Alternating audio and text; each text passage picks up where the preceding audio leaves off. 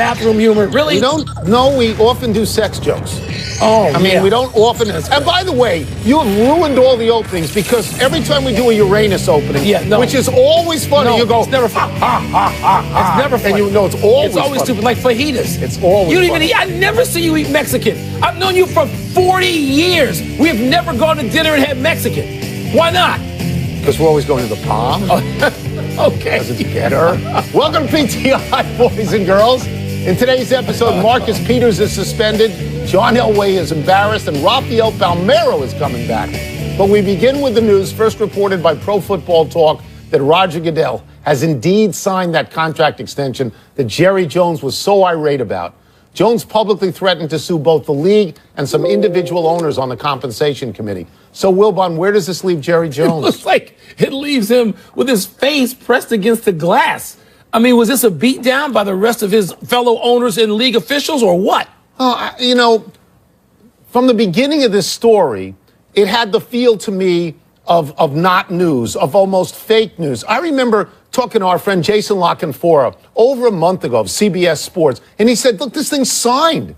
This is going to be done. Jerry Jones is running around screaming he's not going to change this. And in fact, he hasn't changed this. And so, you know what I can't wait for? I think a week from today, they have this meeting in Dallas, in Jerry's town, where you're going to have all the owners and presumably Roger Goodell. And what's Jerry going to do there? Jerry does not seem to me to be a conciliatory guy. What's Jerry going to walk in and go, you got me? You beat me? Well, is he that guy? Because I don't think he is. Here's the thing, Mike. He's got partners. Okay, he's got partners, and he could not convince the partners to change on this on any level. Even though he was threatening them. Because they knew it was personal. They knew this was about Ezekiel Elliott. If you can't get Robert Kraft to publicly come out against Roger Goodell, you can't get anybody to do it. Jerry Jones is a smart guy. He's probably right about this, but he antagonized the other partners. When you're a smart guy, you usually hedge a little bit. No, he didn't. He antagonized people, and now it may have cost him a game or two. He was paying so much attention to this, and teams do get sidetracked. There sometimes are legit distractions, even though most of them are bogusly claimed. So in Jerry's case, his team took a step back. He looks dopey, and now he's got to face the rest of the league with his primary antagonist going forward with a $200 million deal. With a lot of money. Yeah. So that would be coming out so of Jerry's what Jerry pocket. Jones is going to see is somebody like Arthur McCanty going 8, 9, 10. All right? We move now to the news that the one-game suspension handed out to Cincinnati's George Iloka for his hit on Antonio Brown on Monday night, that's been overturned, while the one-game suspension handed out to Pittsburgh's Juju Smith-Schuster for his block on Vontaze Burfict, that one's been upheld. Wilbon, is this justice okay with you? I don't think so, but I don't know. I mean, these suspensions, they just seem to be so whimsical as to why somebody gets 2 games, why somebody gets a game, why something is reduced on appeal, why something's not. I don't understand what the hell the NFL's doing. I bet the players, if answering honestly, wouldn't understand. That hit in the end zone, if you're going to try to have player safety be one of your primary themes, you've got to be suspended if you are the offending party for that hit. It is a missile-style launch helmet to helmet. What are we talking about here? You know what I think we may be talking about down the road, if not right now? That the sense of NHL justice, that you wait and see what happens to the player who got hit. Antonio Brown got up. Everything was fine. Vontaze Burfict, who we both agree is a dirty player, and we think Cincinnati's a dirty team. Vontaze Burfict got carted off. And then there was the sense as well that Juju Smith-Schuster was standing over. That's what offended the league. Was taunting him. So if you ask, am I okay with this? I think both should have been suspensions. So it's not just. Both should have been. Well, not necessarily to me. And I agree with you that if player safety is important, these things are important. But in this particular case, the incredible irony is Vontaze Burfict, who gets hit, with more suspensions than anybody. Just last year, he got carted off. We can get back into this for a second. Vontaze Burfict, who delivered a hit on a Steeler, which caused, I believe, a concussion a year ago. You think the Pittsburgh Steelers and all they stand for and all their royal Super Bowl winning toughness when the game started, they didn't want to get Vontaze Burfict? Yeah. at the heart of football. Eye for an eye, tooth for a tooth. And nobody wants to deal with that anymore because it's got to be sanitized. But you know, before Burfict laid out there for many seconds, the Steelers in their heart of hearts had to be like, good, you got yours. I don't think the one on Iloka should have been overturned. Of course not. I don't think it should have. Turns out Andy Reid didn't need to wait for game officials or the NFL to discipline Marcus Peters, who threw that penalty flag into the stands Sunday. Reid has suspended Peters for this weekend's game against the blood rival Oakland Raiders with first place on the line, no less. Peters, in case you forgot, walked off the field at the time as if he'd been ejected, which he had not. Tony, the Chiefs have lost 6-7 already. Now they're going to face the Raiders without a two-time All-Pro at corner. Does this make sense to you? It actually doesn't. I mean, I think he walked off the field thinking he was going to be ejected because he should have been ejected. He should have been. Because that's what happens. He knew he picked up the penalty flag and threw it in the stands and knew he was going to be ejected. That's bad refereeing as far as I'm concerned. Look, I don't know the Chiefs. I don't cover the Chiefs. I don't know the dynamic in the locker room. It's hard for me to understand how Andy Reid would take a great player out when his team has lost 6 of 7, and now they're in a first-place fight with the Raiders. So I am suspecting there's something more here that I just don't know about. I mean, we know enough football coaches to know they don't come out and say publicly, they can try to cover for a guy, which is not throwing him under the bus. It's the opposite. But the suspension, Tony, says to that team, we've lost some control here.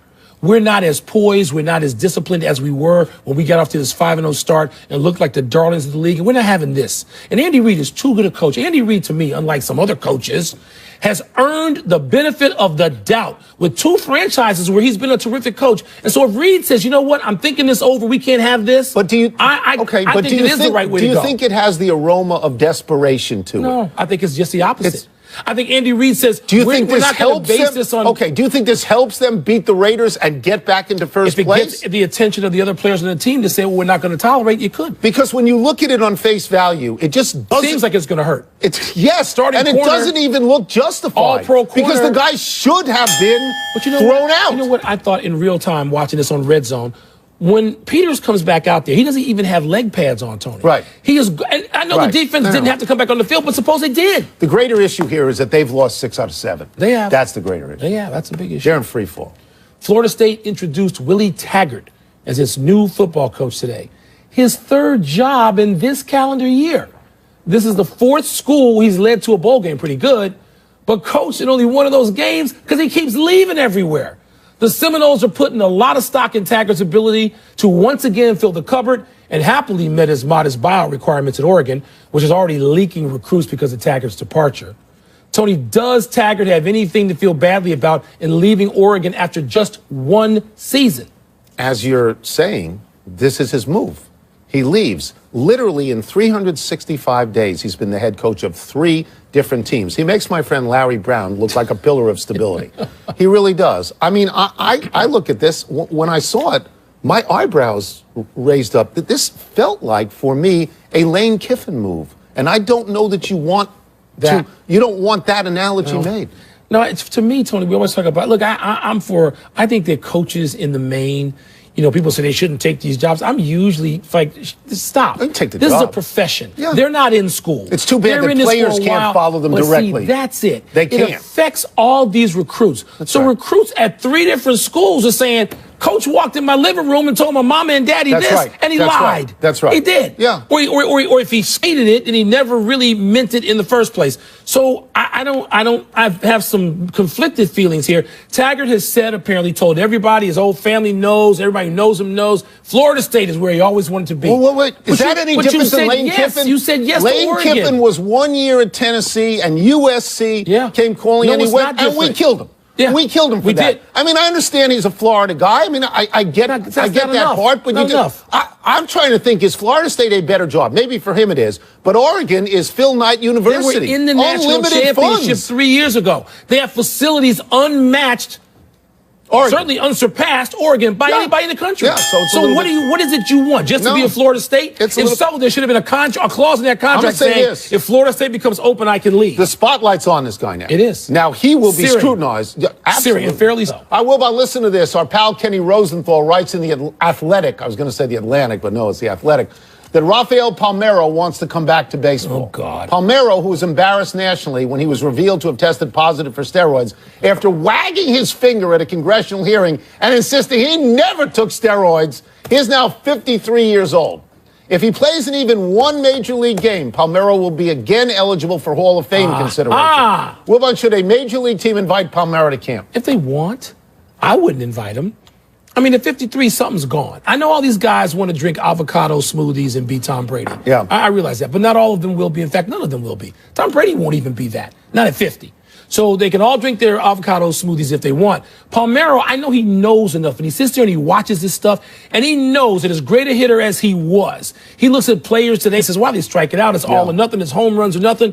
And all that's fine. But his reflexes are not what they were at 33, and I would not invite him to camp. Do you think that he could reach first base on a double at this point? Because he's 53 years old. I mean, no, look, who's one of the greatest hitters of all time? Ichiro. Okay. Yes. He's 40. He's really trailed up. He's 44. So he's 9 years younger than this guy is now. I think this is about the Hall of Fame.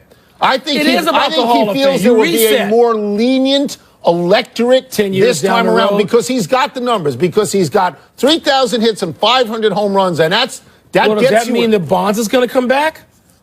Bonds is about the same age, right? Does that mean he comes back? They all want to restart the clock. By the way, and get different voters. I think Bonds, get those millennial Bonds voters. would have a better chance of being effective than Palmeiro. I just can't believe that at 53 that he can go out there and hit major lead pitching, and I don't think he can do it. I mean, he may be able I hope he gets invited. You know, people talk about contact, that he was a really good contact hitter. He wasn't Wade Boggs. He didn't, you know, he had some swings and misses 100 times a couple of years. So, Tony, I don't want to collude against him. If somebody thinks, oh, he can come in, but you got to go to spring training and show you can do something. Dan Duquette was the GM of the Orioles, where Palmeiro played with great success, thinks it's a fairly interesting story. So I think it's possible we'll see it. I don't think he can make a major league roster. Let's see him do it in spring training. Let's take a break. Coming up, Russell Wilson intends to play into his mid-40s. Yes. What's the word for that? The word for that is avocado smoothies. Yeah. John Elway says he's embarrassed over the Broncos season. Saturday on ESPN. Welcome back to Pardon the Interruption, presented by Captain Morgan, part of Happy Hour.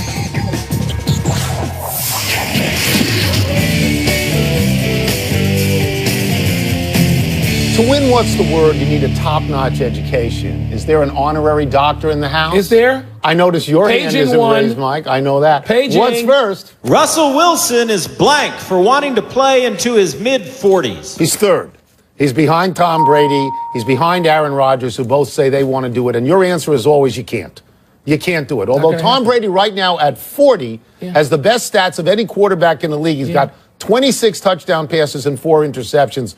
And he's 40 years old. Look, the problem, the pushback on Russell Wilson is that he's small and he puts himself in jeopardy because he runs around a lot. But he's also a magician, and he's great to watch. These are the same sentences you would have spoken of Frank Tarkenton if he was playing. Yeah, sure. And they're very similar to me. Yeah. But that means you rely on athleticism, which leaves you. Yeah. You know who could play maybe longer if he wanted to a season he doesn't want to. And I love because he says, I might retire now. It's Ben Roethlisberger. Because he's big and he can take those shots a longer time. So many shots. Okay, but Tony, you can't run around like Russell Wilson does when you're 38. He's 30 now. Or is he 29? Tarkenton was done. Okay, Tarkenton was done. And so that's not 45. What's your word? What is your word? Delusional. Okay. It's not happening. Next. It would be blank if John Elway fired Vance Joseph after one season. It would be embarrassing. Elway has used the word embarrassing to describe the Broncos season. He has used the word soft to describe the Broncos players. And I got news for you. You handpicked the players and you handpicked the coach. So you have some responsibility in that regard. John Elway is the greatest thing ever about Denver Broncos football. And John Elway can probably do no wrong to you. He can't. But if he fires this guy, well, that would be that would make him look bad. They got talent there, especially on defense. The thing to me, John Elway, the greatest quarterback ever for the Denver Broncos, can't find a quarterback. That's why it would be premature to fire this guy or even think about it. Go get a quarterback. And John Elway, by the way, The Denver Broncos have been in 8 Super Bowls as a franchise. 7 of them have featured John Elway either as the quarterback or the lead executive. They had a so delay anybody who of needs to game criticize on a him kickoff. needs to shut up. They had a delay of game on Just a kickoff. get a quarterback. So you don't think the coach? They just won a Super Bowl. Stop with this. It's just not the end of the world. Can't he get a quarterback? It's not the end of the world. Next. Bradley Beal's career-high 51-point game last night was blank. It was redemptive. The Wizards stunk it out the night before in Utah. They had 69 points as a team. Bradley Beal only had 11. In fact, Bradley Beal in his previous 4 games had a total of 50. So when you go for 51 and you win, that shuts down all of this talk. You know what surprised me more than anything else? What statistic? What? That's the most amount of points ever scored by a visiting player in Portland. Yeah. In 48 seasons, nobody got 50. 50 is not that many points. You stole my theme. I was going to say restorative, which is not all that different from redemptive. The Wizards lost by 47. Yeah, and then one of the embarrassing losses, the second worst loss in franchise history. So they come back on the road the very next night, and they have this performance. That's great. It is a little weird about Portland, isn't it? It means Portland's had some really good teams over a long period of time, and maybe it's just they take pride in not letting anybody go off on them like that. You don't think there's any other arena where nobody scored 50? I can't even imagine that. Okay. Next. Last one. The next 2 weeks without Steph Curry will be blank for Kevin Durant. Be exhausting. He's going to have to play a lot of minutes, more than he's playing now, which is 34. So that means he can't take the early slide by getting tossed with 2 technicals, which he seems to like to do. He's also going to have to bring the ball up. He's going to have to play LeBron minutes. He's going to have to play 3 and 4 different positions. He's going to have to make sure that Klay Thompson gets fed the ball. He's never had to concern himself with anything like that. So I believe that after these 2 weeks, he's going to be tired. Okay, I mean, I can understand that, but I think it's going to be probative because this is not all on Kevin Durant. You don't have to do that. The Warriors aren't in any jeopardy. They didn't struggle out of the gate there, so. Well, they've lost more games so than they're 19 and 6 or 20 and 6, something like that. But there's a kid named Patrick McCaw. And they're not going to just go play Iguodala and Sean Livingston at 33 and 32 years old. I have not. Might want to stay up later than 8 o'clock. You can see him play. Because Patrick McCaw's not a rookie. He's in his second year. Okay. And he's 6'7", Reed thin, about 180 pounds. How many minutes does he usually play if Curry's healthy? I would say he averages about 10 or 12 minutes a night. And so he's at the bottom of the box. He's going to have to come up and double that. Okay. Because they're not going to...